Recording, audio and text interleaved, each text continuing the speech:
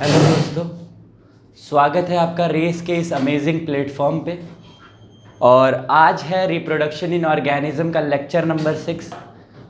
एक लेक्चर आपका क्लास 12 का नहीं आया होगा और ये वाला भी लेक्चर आपको एक दिन बाद मिलेगा क्योंकि कई सारी प्रॉब्लम्स थी।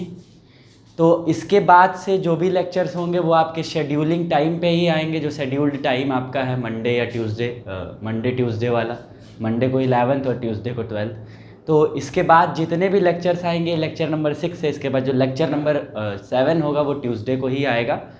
तो हम शुरू कर रहे हैं रिप्रोडक्शन इन ऑर्गेनिज्म में, लेक्चर नंबर 6 है और हमने सेक्सुअलिटी इन ऑर्गेनिज्म तक की बात कर ली थी।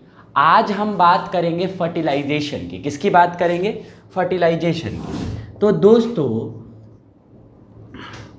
हमने सब कुछ देखा था, सेक्स ऑर्गन देखा था, सारी बातें हमने देखी थी। आज हम बात करेंगे निषेचन की। निषेचन एक ऐसी प्रक्रिया है जिसमें जब दो गैमीट फ्यूज हो जाते हैं, जब दो गैमीट फ्यूज हो जाते हैं और उसका फर्टिलाइजेशन हो जाता है, और एक वाइटल रोल है किसमें? रिप्रोडक्शन में। आई बात समझ में? अब देखिए, एक टर्म आपको समझना है, सिनगैमी। सिनगैमी। तो दोस्तों, सिनगैमी का मतलब होता है फ्यूजन ऑफ गैमीट। क्या होता है? Fusion of gamete. तो जब दो गैमीट्स आपस में फ्यूज कर जाएंगे, जब दो गैमीट्स आपस में फ्यूज कर जाएंगे तो उसको हम क्या कहेंगे? सिनगैमी कहेंगे। क्या कहेंगे? सिनगैमी कहेंगे। आपने जब पढ़ा था सेक्सुअल रिप्रोडक्शन के, आप कैरेक्टरिस्टिक्स देख रहे थे, तो उसमें आपने देखा था, क्या देखा था? उसमें आपने देखा था कि जो सेक्सुअल रिप्रोडक्शन होता है, पहली बात तो वो यूजुअली बाई पेरेंटल होता है। क्या होता है? By parental. एक बार रिकैप मैं आपको करा रहा हूँ सेक्सुअल रिप्रोडक्शन, ध्यान से सुनिएगा। जो सेक्सुअल रिप्रोडक्शन था आपने देखा था, वो यूजुअली क्या होता है? बाई पेरेंटल होता है। क्या होता है दोस्तों? By parental. अब ये बाई पेरेंटल है क्या? देखो भाई, बाई पेरेंटल का मतलब होता है, बाई पेरेंटल का मतलब होता है दो पेरेंट्स इन्वॉल्व हो। कितने पेरेंट्स इन्वॉल्व हो? दो पेरेंट्स इन्वॉल्व। अब ये दो पेरेंट्स इन्वॉल्वमेंट का मतलब क्या है? देखिए भाई, दो अपोजिट सेक्सेस, क्या? दो अपोजिट सेक्सेस हों। जैसे अपोजिट सेक्सेस का मतलब क्या है? दो ही आपने सेक्स देखे होंगे, एक देखा होगा मेल और एक देखा होगा फीमेल। एक देखा होगा मेल और एक देखा होगा फीमेल। तो मेल और फीमेल की जब हम बात करते हैं, तो जब ये बाई पेरेंटल होगा तो इसमें कितने तरह के गैमीट्स बनेंगे? 2 टाइप्स ऑफ गैमीट्स बनेंगे। कितने टाइप्स के गैमीट बनेंगे?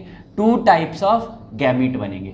और जब 2 टाइप्स ऑफ गैमीट बनेंगे तो एक बनेगा मेल गैमीट और एक बनेगा फीमेल गैमीट। एक बनेगा मेल गैमीट और एक बनेगा फीमेल गैमीट। इतनी बात समझ में आई? इतनी बात समझ में आई? मैं सेक्सुअल रिप्रोडक्शन की बात कर रहा हूँ, लैंगिक जनन की बात हो रही है यहाँ पे। लैंगिक जनन की अगर हम बात करते हैं, यानी सेक्सुअल रिप्रोडक्शन की अगर हम बात करते हैं, तो उसमें हम बात कर रहे थे पहली कि वो बाई पेरेंटल होगा, यानी इसमें अपोजिट सेक्सेस होंगे, एक मेल होगा एक फीमेल होगा। और अगर हम बात करते हैं इसकी कि अगर दो सेक्सेस है तो दो तरह के गैमीट्स बनेंगे, एक मेल गैमीट बनेगा और एक फीमेल गैमीट बनेगा। इतनी बात समझ में आई? आई बात समझ में? अब देखिए, गैमीट्स का तो फॉर्मेशन हो गया है, और गैमीट के फॉर्मेशन को हम गैमिटोजेनेसिस कह रहे थे, यानी युग्मक के जनन को हम युग्मक जनन कह रहे थे। और अगर गैमिटोजेनेसिस हो गया है, गैमिटोजेनेसिस हो गया है, तो अब अगला प्रोसेस क्या होना चाहिए? अगला प्रोसेस क्या होना चाहिए? ठीक है सर, गैमीट का फॉर्मेशन हो गया है। हाँ ठीक है, तो गैमीट के फॉर्मेशन के बाद क्या होना चाहिए? गैमीट के फॉर्मेशन के बाद गैमीट का ट्रांसफ़र होना चाहिए। तो अगर गैमीट का फॉर्मेशन और गैमीट का ट्रांसफ़र हो रहा है, गैमीट का ट्रांसफ़र हो रहा है, तो गैमीट का ट्रांसफ़र भी हो गया, और ये जो दोनों मेल और फीमेल गैमीट्स हैं ये दोनों मिल गए, और जब ये मिलेंगे तो ये क्या करेंगे? फ्यूज़ करेंगे। क्या करेंगे? फ्यूज करेंगे तो जो इनके फ्यूजन का मैकेनिज्म होगा उसी को हम कहेंगे सिनगैमी। आई बात समझ में? क्या कहेंगे? सिनगैमी। इतनी बात समझ में आई? इतनी बात समझ में आई? इतनी बात समझ में आई? और देखिए इस सिनगैमी का जो प्रोडक्ट होगा, क्या होगा? प्रोडक्ट होगा। अगर हम प्रोडक्ट की बात करते हैं तो वो डिप्लॉयड जाइगोट होगा। क्या होगा? Diploid zygote. अब ये डिप्लॉयड जाइगोट क्या है सर? देखिए डिप्लॉयड जाइगोट का मतलब क्या होता है कि मानिए ये क्या है, ये मेल गैमीट है और ये फीमेल गैमीट है, तो गैमीट हमेशा हैप्लॉयड होते हैं जनरली कैसे होते हैं? हैप्लॉयड होते हैं। तो दोनों की प्लॉइडी एन हो गई। अब ये हैप्लॉयड कैसे होते हैं? हैप्लॉयड कैसे होते हैं? सबसे पहले आपको ये समझना है कि ये हैप्लॉयड कैसे होते हैं। देखिए भाई, जब भी गैमीट में सेल डिवीज़न होगा तो गैमीट में कैसा सेल डिवीज़न होगा? गैमीट में जो सेल डिवीज़न होगा वो मियोसिस होगा, अर्धसूत्री विभाजन होगा। तो अगर डिप्लॉयड ऑर्गेनिज्म है तो डिप्लॉयड ऑर्गेनिज्म मियोसिस करके हमेशा हैप्लॉयड प्रोडक्ट का फॉर्मेशन करेगा। तो जो गैमीट्स हैं वो हमेशा कैसे होते हैं? जनरली हैप्लॉयड होते हैं। तो जब ये दो गैमीट की सिनगैमी हो जाती है, दो गैमीट्स मिल जाते हैं, तो ये कैसे बनाते हैं जाइगोट को? ये जाइगोट को बनाते हैं डिप्लॉयड। इतनी बात समझ में आई? आई? ठीक है। तो सिनगैमी का जो प्रोडक्ट है वो डिप्लॉयड जाइगोट है। वीडियो को पॉज करेंगे और जल्दी से नोट करेंगे।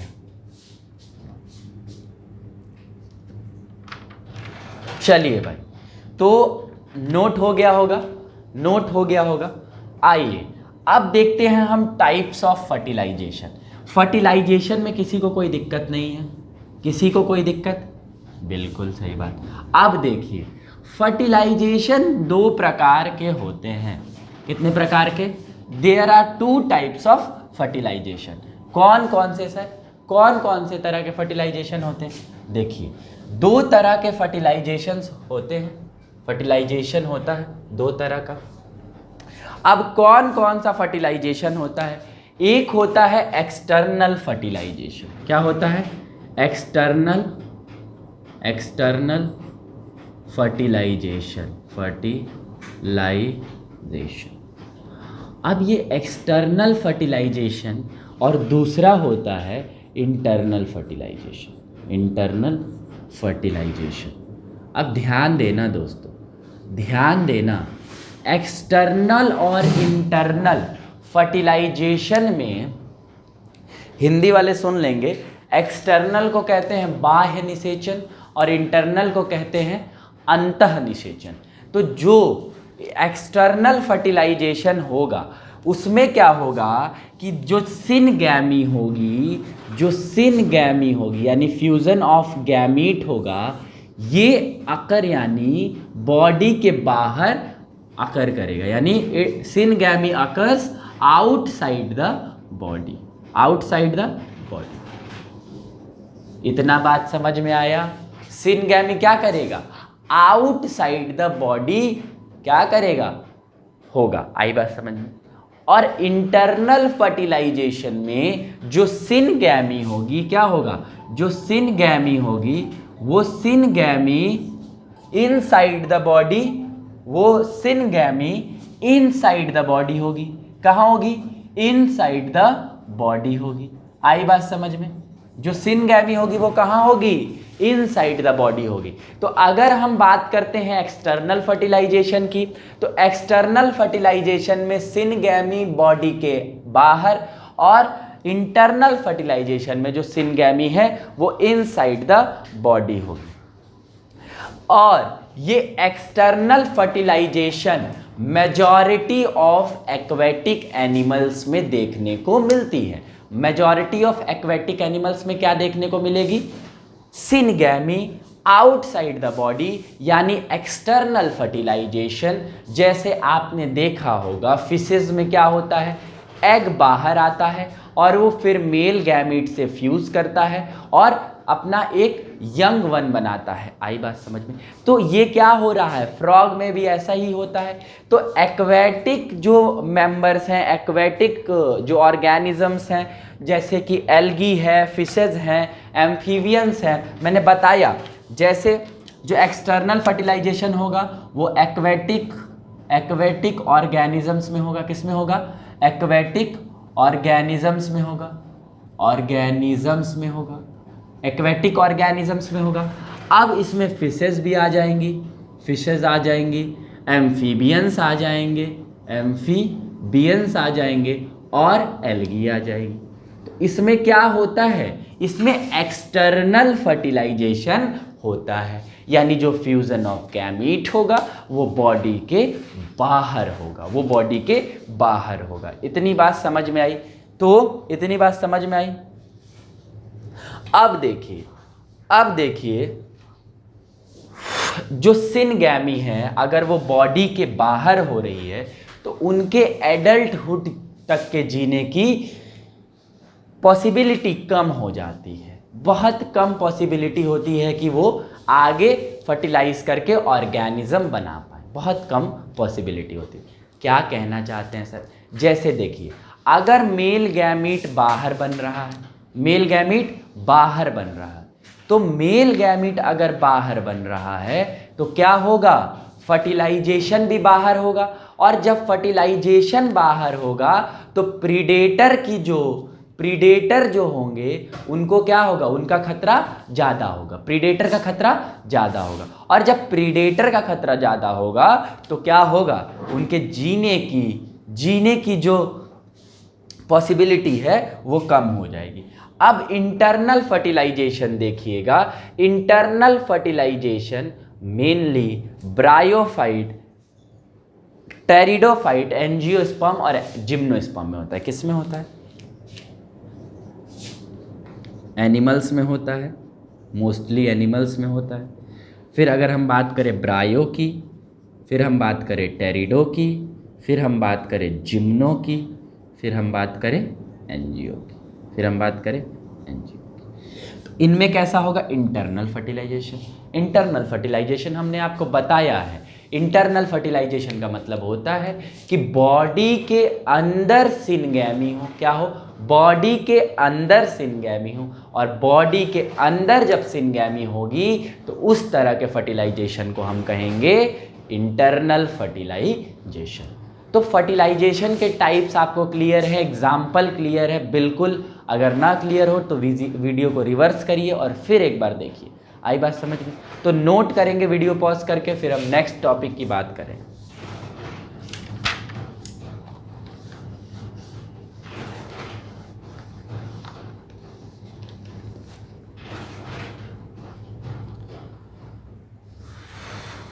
चलिए भाई, चलिए अब हम बात करते हैं,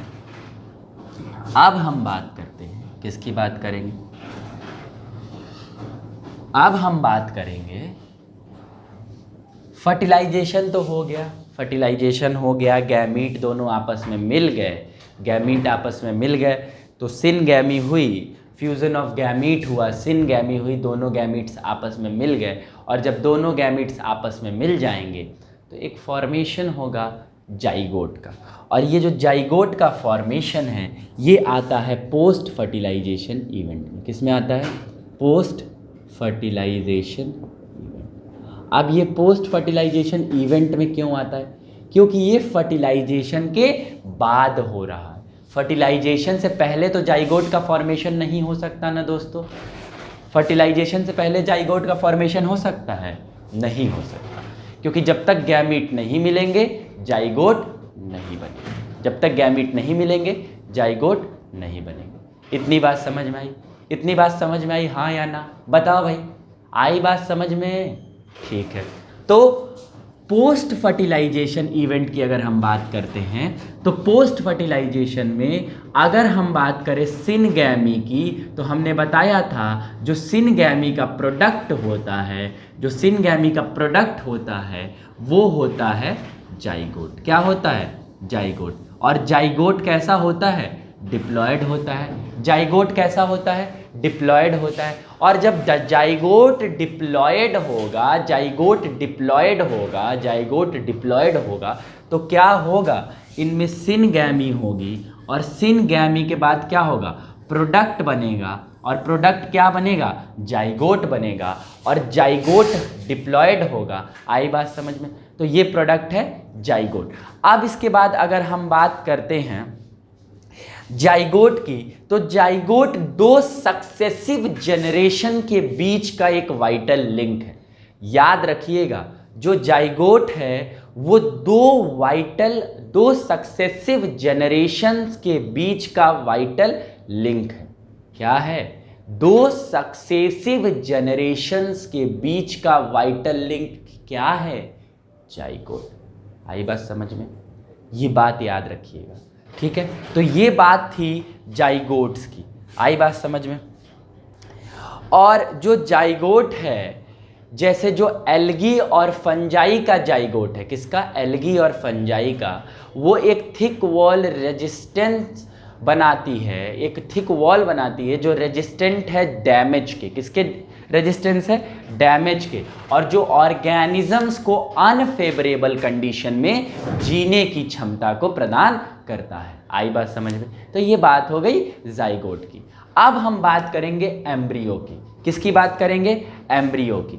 देखो भाई, एम्ब्रियोजेनेसिस की हम बात अगर करते हैं, किसकी बात करते हैं? एम्ब्रियोजेनेसिस की।